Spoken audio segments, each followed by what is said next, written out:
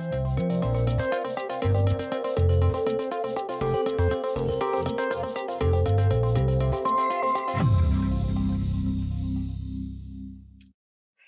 hello to you. I'm Claudine Wong from KTVU Channel 2 News, coming to you for a forum of candidates for the race for San Ramon Mayor. Today's forum is sponsored by the Contra Costa County Election Division, CCTV, and the League of Women Voters of Diablo Valley and West Contra Costa.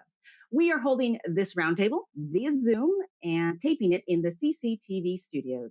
I also want to mention the name cards of the candidates. They are having their campaign email addresses on those cards. So if you'd like to contact them, get more information, that's a great way to do that. So the candidates for this office, we have Sabine Zabar, we have Dr. Dinesh Govindaro, David Hudson, and Aparna Mandireddy. We don't have Sanat Sethi with us and Sushmita Nayak, who could not join us. And we're going to start off with the forum with giving these candidates an opportunity to introduce themselves and to let you get to know them. Certainly the campaign has been a little different this year because of this COVID pandemic. So I want to start with Sabine Zabar and give you a chance to just introduce yourself. So Sabine Zabar, currently the vice mayor with the city of San Ramon. I got elected 2 years ago, and I am running to be the next mayor of San Ramon. If you want to reach out or get more information, my website is sabinazafar.org. And if you want to call me, 925-272-9097. Thank you. All right. And Dr. Dinesh Govindaro, go ahead. Yeah, thanks, Claudia. I'm Dr. Dinesh Govindaro. My background's a little bit quite unique compared to the other mayoral candidates. I've been in San Ramon. I call San Ramon my home for 41 years. I'm a local kid who grew up in San Ramon, became a doctor, and came back to the city to raise a family. My wife and I are raising our 4 kids in San Ramon, and now I'm running mayor because I not only understand the true diversity and fabric of our community, but also the demand for medical expertise and leadership at this juncture. And so this very demand for a pioneer proactive medical governance and leadership has really compelled me to run. And I hope to get your support. Please visit my website at drdineshforsanramon.com. All right. And David Hudson, your opening remarks.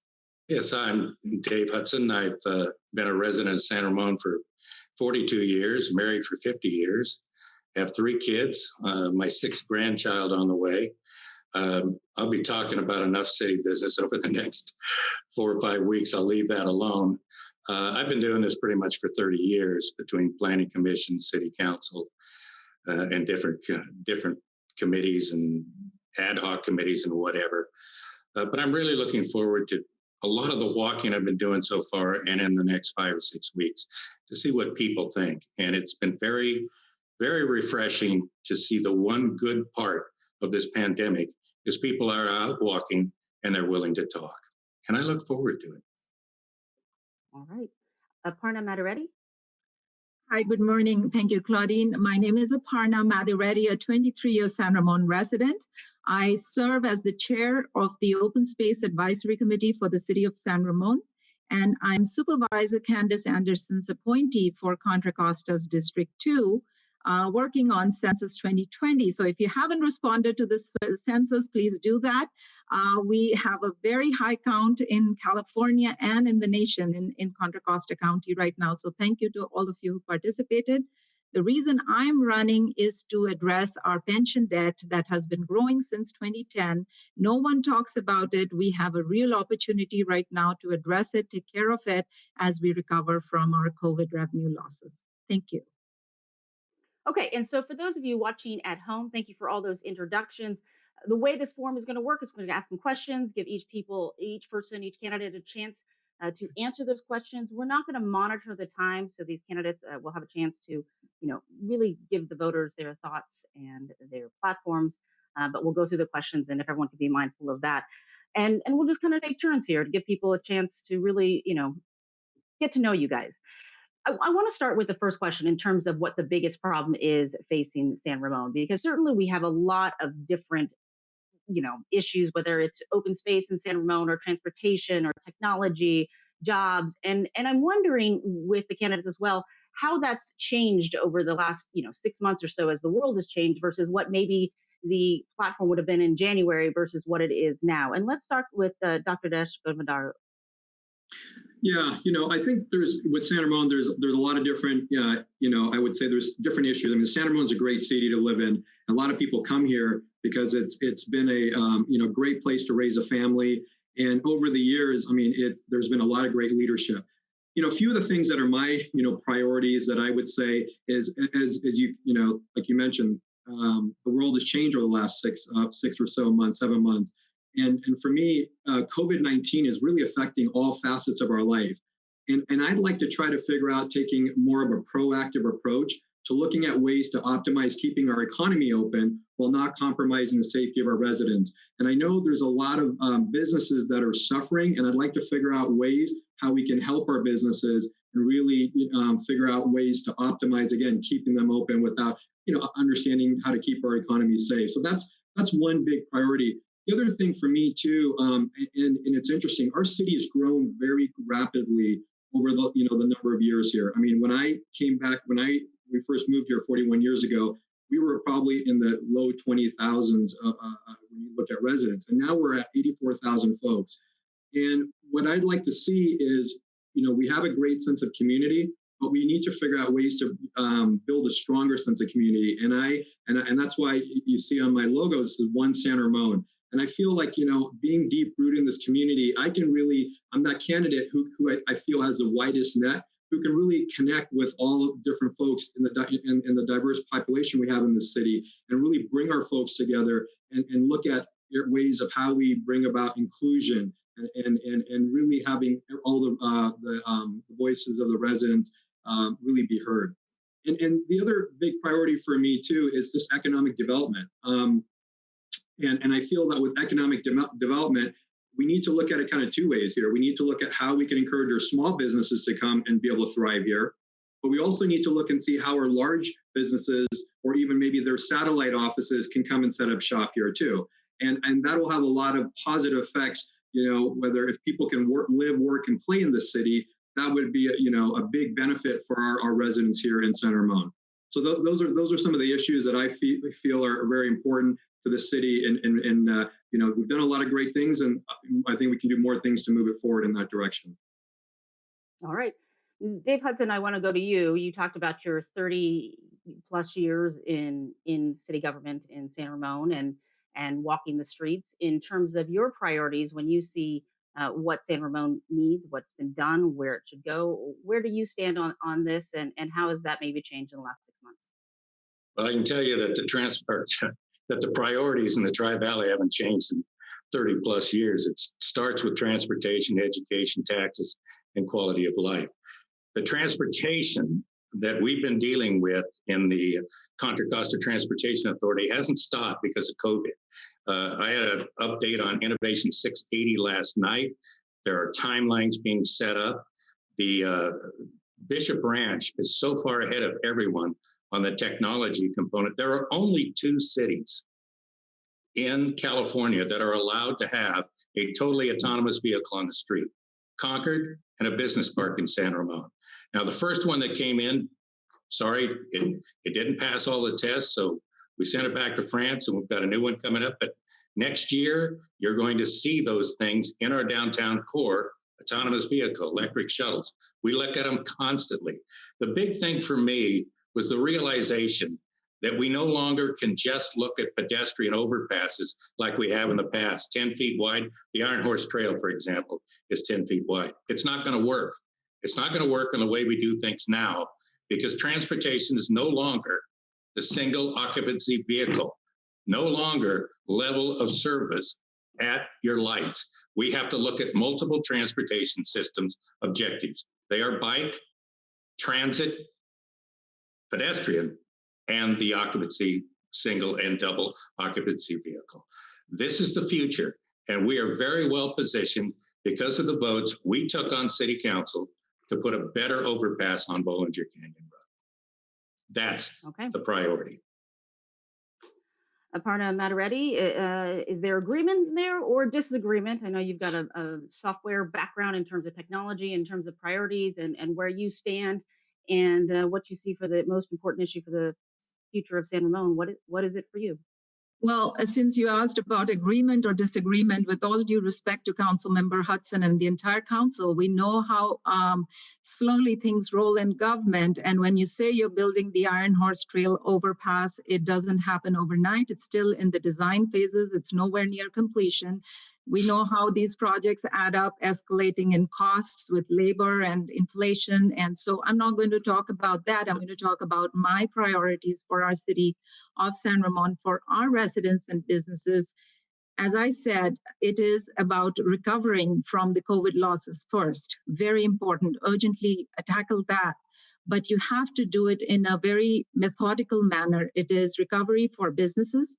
It is also recovery for residents, families who have seniors who are ailing, who are going through a mental health issues or isolation. You have to deal with people who have disabilities, who have problems getting from one place to the other. And you also have to think about a very forgotten population in our city, that is the students, who have had to adjust pretty quickly with online learning. They're stuck at home. They did not have their graduation. Their recreational elements, their fun has gone. So you have to think about working families. You have to think about the children, and you have to think about the seniors. Everybody comes in this economic recovery. But you have to recover in a way that you're addressing your pension debt. As I said, our unfunded liability right now is at 36 million and growing. How you pre-fund your pension obligations is what will determine if you're kicking the can down the road. And again, incumbents have had a chance to do it, and it has not been addressed. It is a very slow process to get it back on track if nobody even addresses it. I'm not willing to let that can go down the road. The other thing, as I worked with several nonprofits, is housing and mobility issues for our seniors, working families, and teachers, and people who are getting pushed out of the housing market or are not able to travel because of lack of transportation options within our city. That is one problem that I've heard again and again, and I have solutions for that. If we can move forward in a very methodical, practical way, it is very doable for our city, regardless of what's happening at the regional level. And the last most important thing, which these are all priorities at the same level, is public safety. Our residents, our businesses expect a level of service from our law enforcement officers when it comes to public safety. And that is something I would be looking at supporting for our residents and businesses, so they feel they are being protected at any given time. So those are my three priorities as I move forward with the campaign. Thank you. Okay, thank you. Sabine Zabar, you are in your first term in the city council, and you have kind of seen it from the inside and as a newcomer. And then what are your priorities moving forward, if you will? Yeah. And I think one thing I would certainly agree with Dave on is transportation. It is not going anywhere. It slowed down. Streets became empty for 4 or 5 months, but now you're back on the highway and it's just as bad. So not just transportation within the city, but also at the regional level, because we do have our residents that are commuting and putting their lives out there, 1.5 hours, 2 hours on the road. And how are we thinking about regional transportation? And really, as a mayor's office, how are you working with at the regional level to make sure that these are prioritized for your residents? So transportation is certainly a very big one. And then along with that, we do have as priority, the council has priority when it comes to transportation. And that includes software that we're going to be rolling out to better flow the traffic in our city. We are continuing to work in, like Dave said, see how we can get these autonomous multi-person vehicles in the city and not just a single car way of doing things. Bike plan is an important one. We have a master bike plan that we've got to implement. That's going to take money. And how do we implement that so that we don't just become a car heavy city, but also allow bikes, walkability, as we're building the city, if San Ramon of the future. We have to keep all of those things in mind. Budget is certainly going to take a hit for the next year. We've all seen our businesses have suffered, and even though we passed a well-balanced budget this year, Next year's budget is going to take a lot of being creative, if you will. We had priorities, we had plans for the next 5 years on how we're going to roll out some of those projects. How do we prioritize those projects? How do we make sure we're rolling out the projects that are important, and the projects that can maybe take a backseat? We just rolled out our parks, open space, and trails plan, which is a 10-year master plan again, which we need to implement, which we need to make sure that we work not only just in San Ramon, but at the regional level to make sure that people who live for the quality of life in San Ramon live here because they love the trails, they love the parks, they love our open spaces, and we want to build in a very thoughtful way so that we're protecting our open space while we're building a community which is carbon free, which has more of a green footprint. So that is another important priority for me, that how do we make sure we are going, as we are building, as we're thinking about the future, small things like our garbage contract, which is really leading us towards being more of a green city. So those are important priorities for me. The one thing being, having a technology background, working actually in San Ramon with a technology company. Infrastructure, like we're all seeing, the technology infrastructure is very important. Just like we're building our roads and highways, we've seen with kids work, with kids at school, with parents at school, we've really felt the pinch on that technology infrastructure. And how do we make sure that just as we're planning for our road transportation, we're also planning for the technology infrastructure, which can connect people as people learn new ways of working as well. So thank you so much. Okay. And so let's, anytime we have a race like this that has 6 candidates, and as voters are trying to figure out, okay, how do we differentiate these candidates? They're all bringing up very important issues. They're all talking about things that affect me. But how are they different? So I want to give you an opportunity now to really kind of tell us what makes each one of you different from the other. The one issue that makes you stand out. Dave Hudson, let's start with you in terms of, some of your other candidates saying, I agree on this and I disagree on this. What is the one issue for you that makes you stand out and makes you different from the rest of the field? Well, I would say clearly it's experience. I heard 2 things that I would take exception with immediately. One is that we're PERS, we're going down, we're not doing well enough, we're in trouble. Let me tell you, I'm on 5 boards that have PERS as a problem, and San Ramon is in the best shape of all of them. I never want to get to 100% with PERS. They just find a way to lose money faster. That's set its own way.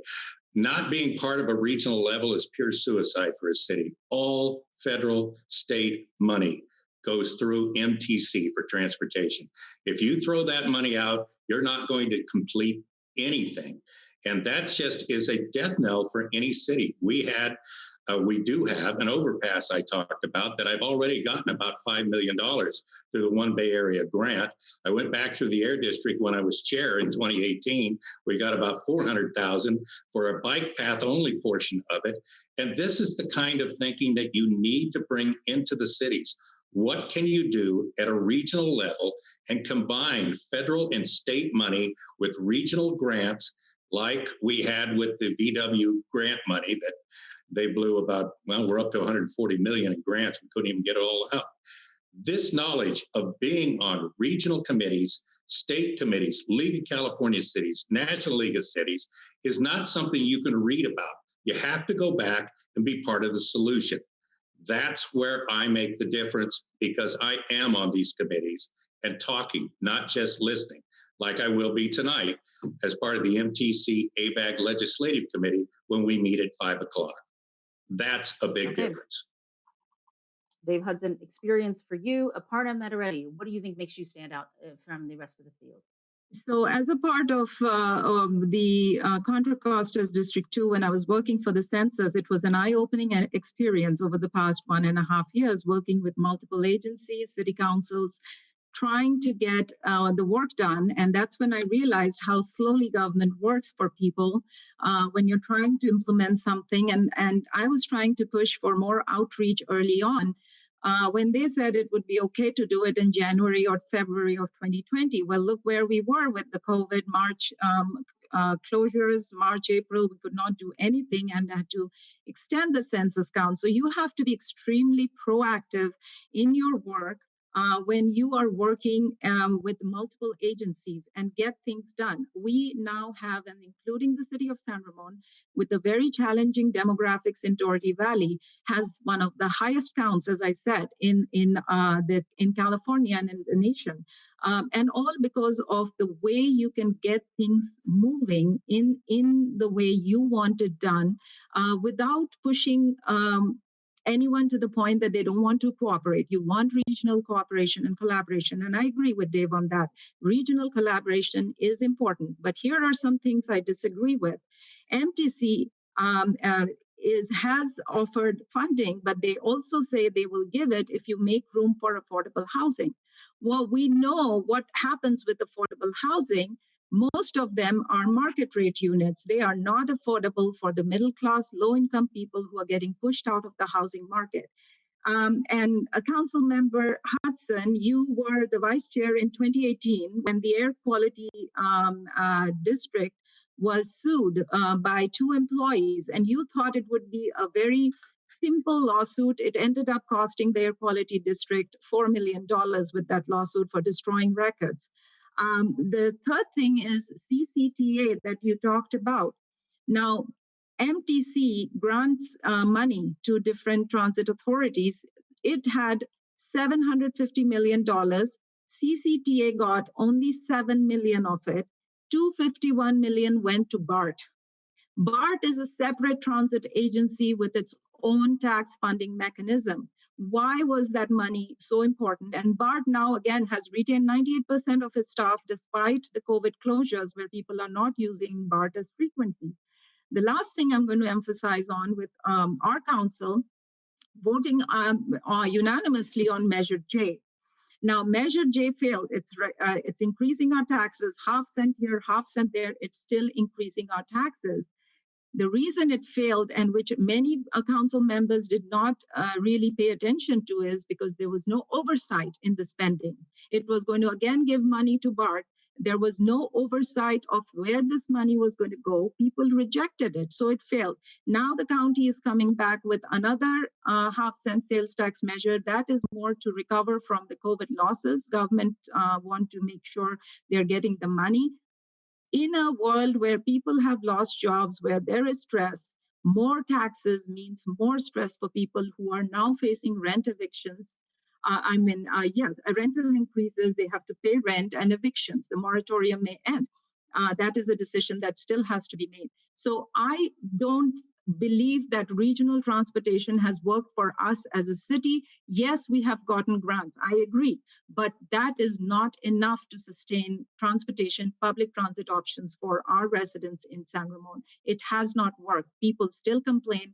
County Connection dropped Route 36. And I was at that meeting where seniors were upset that this route was dropped, even though we saw low ridership, we dropped that. But people want an option to have mobility. And that's where I feel we can work with rental car companies right now. Many are on the verge of declaring bankruptcies. Find a partnership with them. Find options for our residents who are willing to pay a little bit of money to be transported. Schools are going to open back up. Children will need to be transported. Traffic buses are not going to be enough to transport all those children. So that's where my disagreement is. Yes, we look for funding, but that is not the way. Wherever you try to get funds, you have to provide matching funds from the city. Doesn't work for me. So find other ways. Thank you. All right. Sabine Zabar, I'll let you talk about what you think defines you from the field. Yeah. So I would like to say that my community roots, having raised both my kids here in San Ramon. Actually, my daughter and Dr. Dinesh's daughter played softball together. Raising them here, now they're both young adults. One is off to college and the other is working now. And so having been a PTA mom, having worked in the classrooms, having served on different committees in the school, and then slowly moving my way up into the committees on San Ramon, the transportation committee that I served on, and being part of some of the startups that we have, for example, Bria and other startups that I've been a mentor to. Those are my community roots that I bring bring to city council. With my business technology background, working in tech for the last 20 years, being part of incubators, startups, accelerators, right here in San Ramon, gives me that vision and the leadership that I've gained in my day job to really bring that leadership to San Ramon now. Our average age is 39.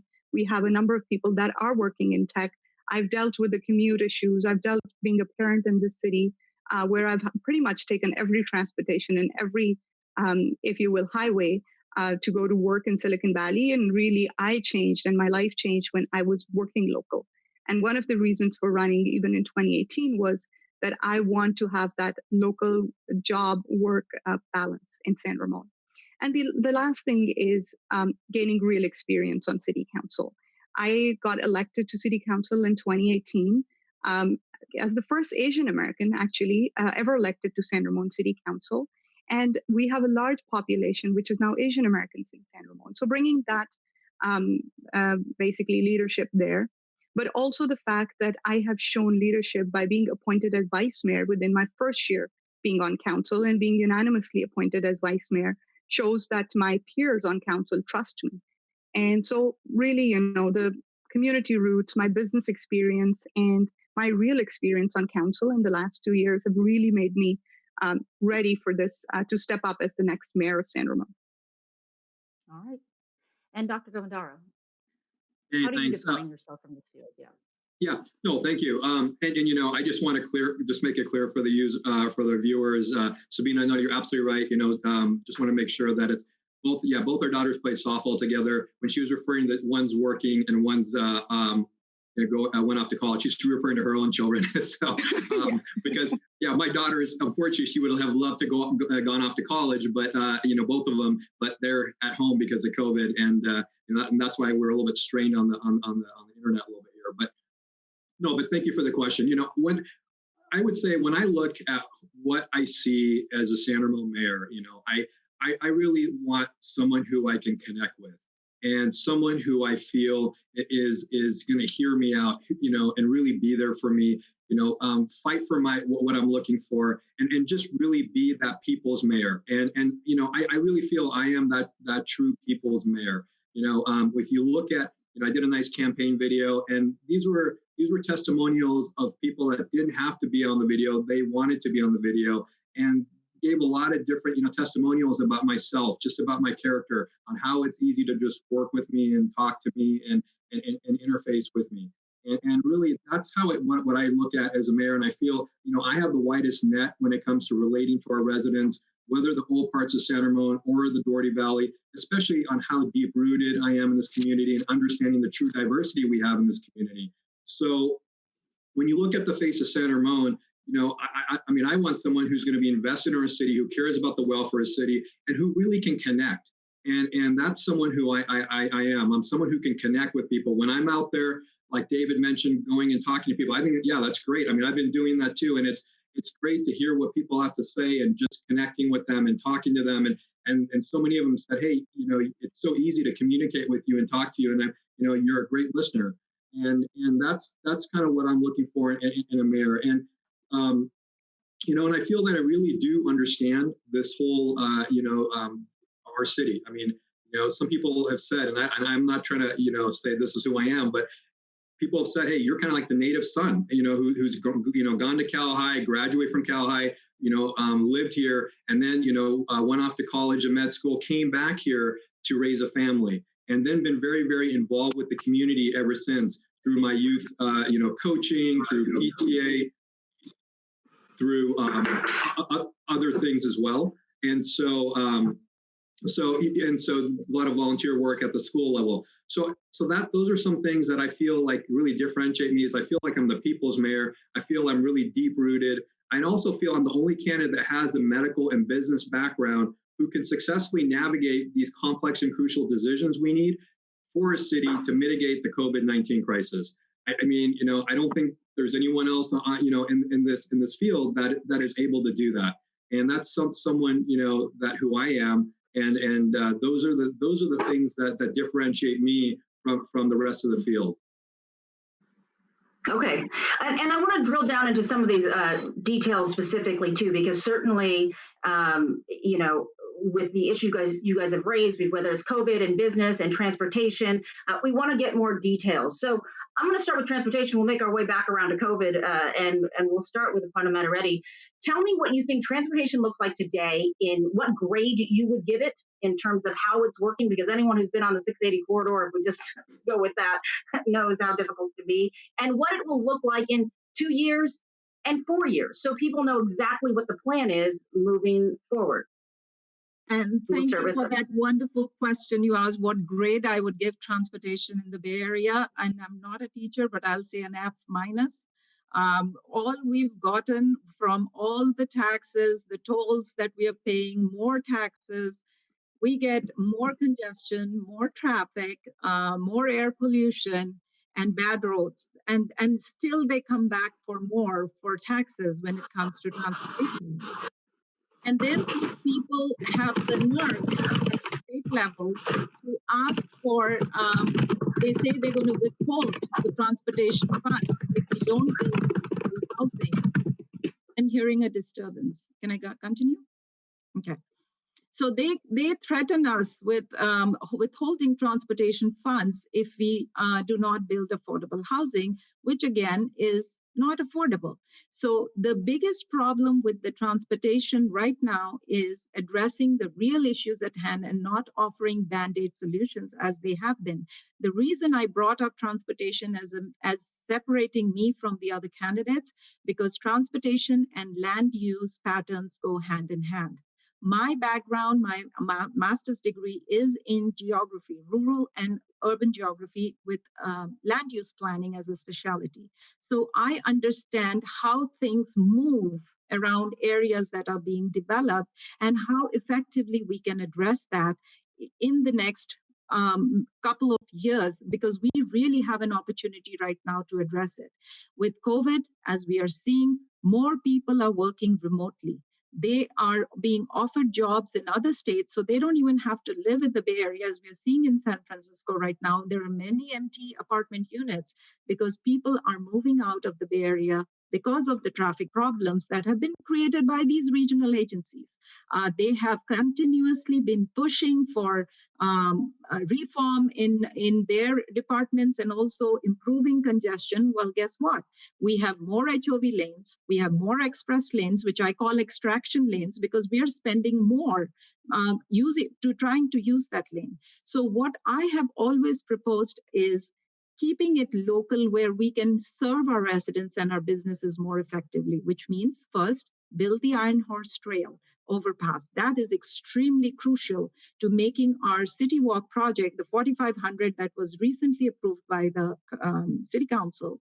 If you want to really make it pedestrian friendly, that overpass should be built beforehand, not after. It started off with a 14 million price tag. Now it's going up to 22 million. And it will go higher. You have to index it to inflation. That is the reality of things. So let me ask you the grade that you would give it now versus what grade you could get it to in 4 years. If we follow some of the things that I've said for our city, I would give it a D, not an F minus. For the freeways, I would give it an F minus, but we can move it up to a B plus if we start implementing some of the things.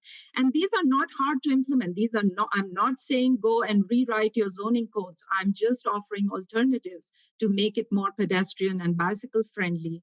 And just make it more vibrant for our city, for our pedestrians or bicyclists when they're there, and using more park and ride facilities within our city freeway. All right, Sabine Zabar, Aparna gave it an F minus and could maybe get it to a B plus. Where do you give the grading system for the transportation right now in San Ramon, and what grade do you think you could get it to? Yeah, so I sit on the infrastructure committee, so I have to say our streets are, Dave, AAA, born certified. Like, we have some of the best streets and infrastructure when it comes to infrastructure. The council has passed several policies which will allow us to build the ITS system, the Intelligence Transportation System. We've basically just passed an ordinance to basically, for the city, to buy a software which will allow our cars and our traffic to move much more seamlessly. I know people complain, especially on Bollinger, when they're coming down, how long they have to stop at that light again and again. So we are certainly investing, and we have projects which are right now being funded for these software updates to happen, so the traffic flow happens much faster, much quicker. One of the big pain points was people leaving Bishop Ranch and getting onto 680 South. We've just streamlined that process where there is a single lane, nobody can cross into it, and it just flows. So one, you have to improve the flow of traffic instead of building more infrastructure. Again, the regional level, it's very important for us to have those partnerships there, along with the other Tri-Valley cities, because it's a problem we're going to collectively solve. And now you have over the Altamont Pass, you have the light rail, which is coming on in San Ramon, even though we are not going, it's not directly going to come to San Ramon. We are the last mile for a lot of this traffic. And for that last mile, how do we make sure that we use more and more public transportation? Whether it's the county connection buses, which start running every 10 minutes versus every 20 minutes. I mean, it made a huge difference when Bus 35 on Bishop Ranch started running from half an hour to 20 minutes. There were people on there. We were told San Ramon is a drivable city. People are not going to get on a bus. I love the story that my friend who wears 4-inch heels would get on that bus every single day to go to BART and go to San Francisco. And then we have to start investing in multi-person buses and transportation. And hopefully as Bishop Ranch tests these autonomous vehicles, that is the future. That is how we get people from point A to point B. Instead of 6 cars driving down Bollinger, how do we have a bus that continuously runs and picks up people and brings them to the core downtown? So that's the future I see of transportation. So if I hold you to that just for consistency, the grade you would give it today versus the grade you give it in 2 to 4 years? So if we're in B right now, because we're not able to move, I would say we want to move to AA is where we want to go. Okay. All right. Dr. Govindaraw, your grade for transportation in and around San Ramon right now, and at what grade do you think you could get it to? Yeah, I feel like well, again, you're asking prior to COVID or right now at this point today? I think you could just make the distinction in whatever makes the most sense. Because I'll be happy to do that. So, I would say prior to COVID, it all depends on the timing. It really depends. I mean, to give it one grade, I think is not probably a fair statement, because it really depends on when you're talking about, what time of day, and that's really important to distinguish. So at certain times of day, it's an A, and at other times of day, it's a B, and other times of day, it's a C. So it really depends on what time of day you're looking at. And it was a significant issue. I mean, prior to pre-COVID. Now, with a lot of people working from home and working remotely, it's not as big of an issue.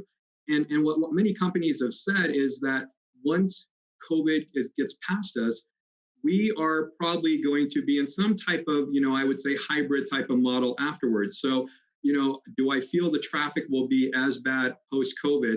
Will it get to the pre-COVID state? I don't feel that, based on how employers are actually willing to work with their employees and so they can work remotely. So I feel like, that in itself will also help it without maybe doing some other interventions.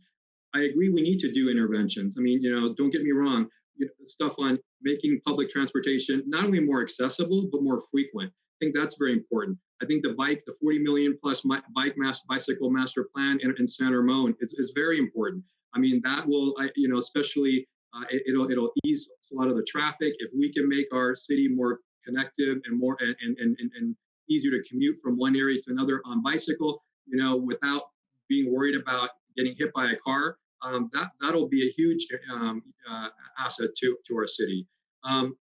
Also, if we bring more of our local businesses here too, and folks are able to work here, I mean, that'll help too. And I agree with some other things too that were mentioned on using smart traffic signals. I think that's important. Or even looking at apps that people could download, and making sure we encourage people to download that to help people redirect traffic. So redirect them so they know where sort of the traffic hotspots are. And that, I think those things, encouraging our own citizens to be able to do that, I think is very important. But we need to look and see where are the bottlenecks in our city, and look at that and then focus on that. I mean, it's not every part of our city that needs to be changed. It's parts of it, and it's certain times a day that's worse than others.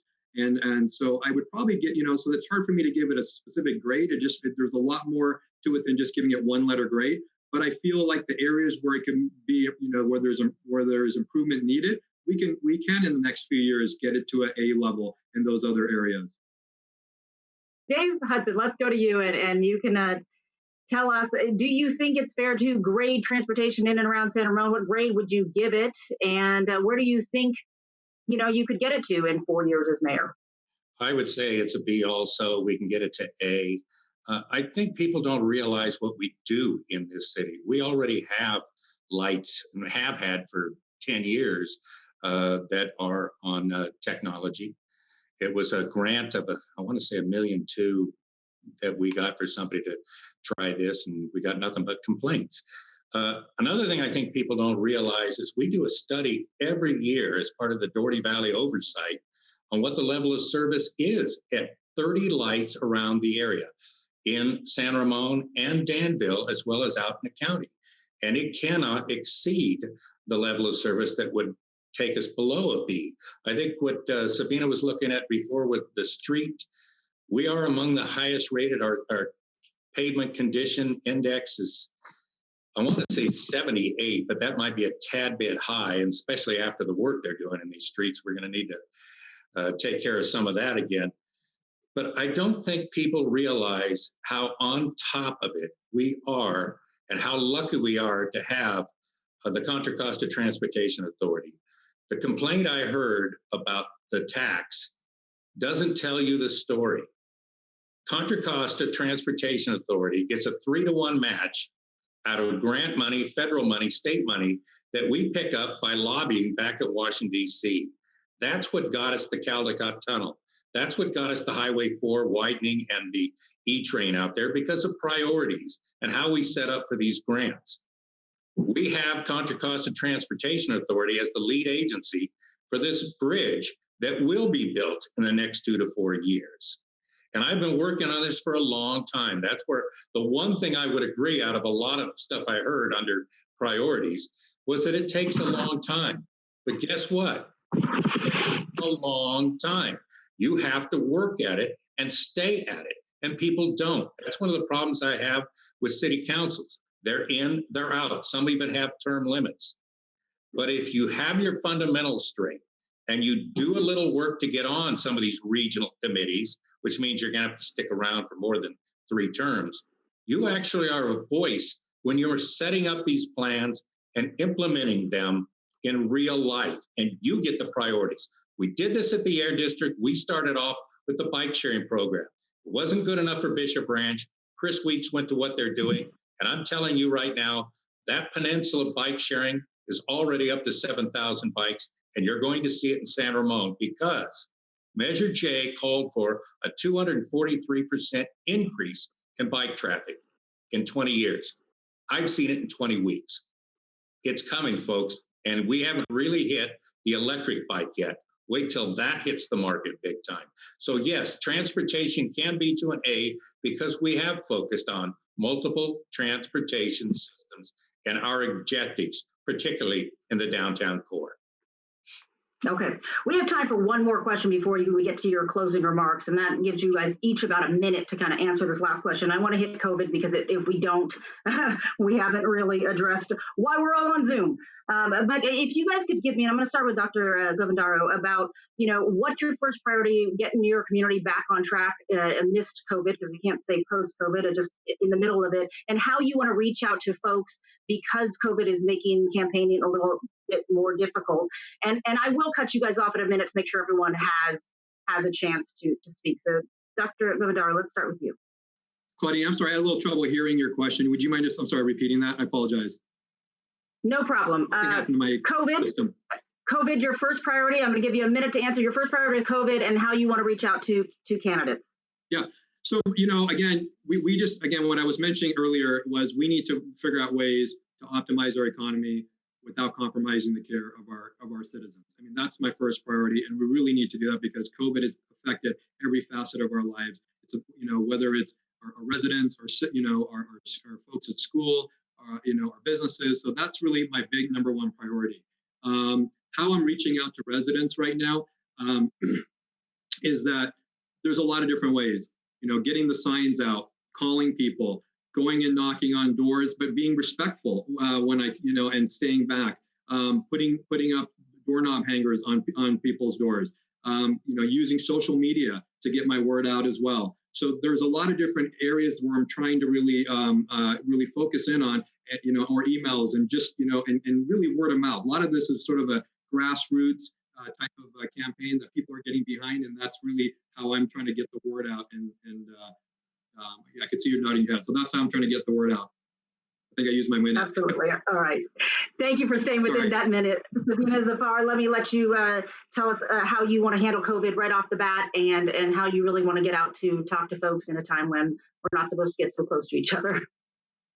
Yeah, so I mean, San Ramon has certainly responded in a manner where we are communicating with our residents and engaging more via the social media channels. And we are a website and the mayor's breakfast and things. But it's certainly, nobody can deny that it's going to strain our city finances in a big way. It has impacted our local businesses and it has impacted livelihoods of people that live in San Ramon. So as we come out of it, number one, how are we fiscally responsible, first of all, as we come back and decide our next year's budget? That is going to be an important decision we make for next year. And then how do we support and are there? So how do we connect with community organizations that are willing to help, that are willing to give food, and that are willing to support people who have been impacted? And third is with the businesses, right? How do we support our businesses? How do we help them as a city get back online? We have a consulting company, which is right now consulting with our small businesses, helping them figure out the loans and everything, but that's going to be a continued support. The way I get the message out, I've been very lucky the last 6 years that I've been involved in running. I've had a constant following and the help of our young adults, our high schoolers that have now grown up with my campaign and now 18 years old. So a lot of them are helping me. I would say those are my arms and ears as I'm reaching our voters through social media, as I'm reaching voters through phone calling, as we're doing writing postcards to voters. So that's what I'm doing. All right. Thank you. David Hudson? Yeah, San Ramon, believe it or not, has fared very well in this pandemic. Our numbers are very good. I think we stayed the course, and I have to give a lot of credit to the health officer. When we're not on TV, I bash him quite a bit, but that's a different story. I'm more looking forward to what is that one thing we could do that tells people, we are starting to get back to normalcy. And the one thing that people are focusing on with me is, are we going to have a tree lighting this year? I was really worried. In fact, the city was getting blamed if we don't have a tree lighting. So I'm doubly worried. But I was at Bishop Ranch the other day. I see that they're planning on doing something. And I think if we just focus on one thing and then another and then another, we can get out of this thing. It's hard to make that first step. For me, it's going to be the Christmas tree lighting. I want it, and whatever we can do to help, I'm on board. Aparna Matareddy, let's give you your thoughts on COVID. So the one thing I really want to see is our families bouncing back to the pre-COVID lifestyle as quickly as possible, given the stresses that many families have been encountering, including students. And one of the things that they are looking at is recreation in San Ramon. And we're coming into the holiday season with November, Thanksgiving, and December. But people who have lost jobs, our unemployment rate has gone up from 3 to over 11%, are worried about rent payments or making their mortgage payments or just the health of their family members. So supporting them as a city, as a mayor, what are some of the steps you can take, bringing them on the table, to the table, and having these conversations as they get back into the next year? That is my biggest focus, and that's what I've been working on these past few months. The way I'm getting my word out is through, again, social media. Online has been a big help. I do not go door to door because I do not want, and I meet several other people and I don't want to pass on anything that I may have. So I've always been very respectful of that. We have volunteers doing it, and we have the yard signs are a big help in getting the word out. So thank you. Okay. Thank you. And thanks to all of our candidates for answering all these important questions. Each will now have 2 minutes to make a closing statement. Timers are going to show a green card for you to begin your statement, and then a yellow card when you have 30 seconds left, and then a red card when the time is up. So let's start with Aparna Madareddy and let you have your 2-minute closing statement. Thank you. So the City Council has a vision and the residents have a vision. And it is extremely important that those two visions align, but they align in a way that the residents' vision is taken into account, not the City Council's. We pay some of the highest taxes in the state, and yet the return on investment is minimal at the state level, at the regional level. And the elected officials are going to keep milking us till they are in office. But we now have a chance, you as voters in San Ramon, to elect a mayor who you can trust fully to do the job for you. And that is what I'm asking of you, to pay attention to what the candidates are saying and what they are doing, so you can find the person who will represent you very strongly at the regional level and also at the city level. There are bills being proposed in Sacramento right now that will require only a council majority and no voter approval needed. Whether this is to build or to increase taxes, it just requires a simple majority. So your next mayor would have to be a very effective listener and a communicator, so that you are in the loop of what's going on and you are made aware of things before they happen, not after the fact. That way you can provide input.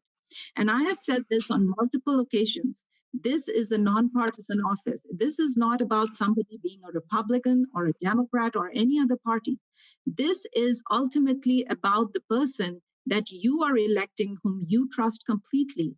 And ultimately, it would be up to me to look at you in the eye and say, I did this for you, the residents and businesses of San Ramon, no one else, not for a title, not for higher office, not for a photo op, just for you. It would be an honor for me to earn your vote.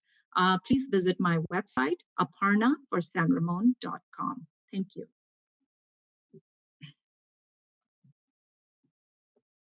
Okay, and let's go to Sabine Zabar for your closing statement. Thank you. 2 years ago, I was elected to the San Ramon City Council, the first Asian American member of the council. This was a meaningful victory for our city, where a large majority of residents are of Asian descent. As promised, on the City Council, I have adopted an open and inclusive approach to city governance. More residents are engaged in the decisions we make today, strengthening the fabric of our community. This also includes building community through celebrations and proclamations. I was humbled and honored when my colleagues on City Council selected me Vice Mayor earlier this year. Together, we are working to keep San Ramon a safe community with open spaces, parks, and a high quality of life. Another of my promises during 2018 campaign was to make San Ramon governance most transparent and efficient, and to better use technology to do so. The unprecedented issues we face with COVID-19 sped up this initiative in ways that none of us imagined.